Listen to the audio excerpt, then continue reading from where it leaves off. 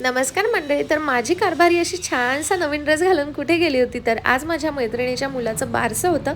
तिथे ही ड्रेस घालून गेलेली छान. श्रेया का झोपलेली आहे ते पुढे सांगते. त्याआधी रोजप्रमाणे मी घरी गेल्या गेल्या प्रिशूने मला मस्तपैकी मिठी मारली, जे मला खूप जास्त सुखदायक वाटतं. प्रिशू खरंच किती क्यूट दिसते ना या ड्रेसमध्ये. आईला तर बाळ कुठल्याही ड्रेसमध्ये क्यूटच दिसतं. असो, श्रेया का झोपली आहे ते सांगते, कारण तिची तब्येत ठीक नाही आहे. इकडे आज आमच्या स्पेशल बेचची तयारी चाललेली आहे, ते म्हणजे आत्याच्या हातच्या कचोऱ्या.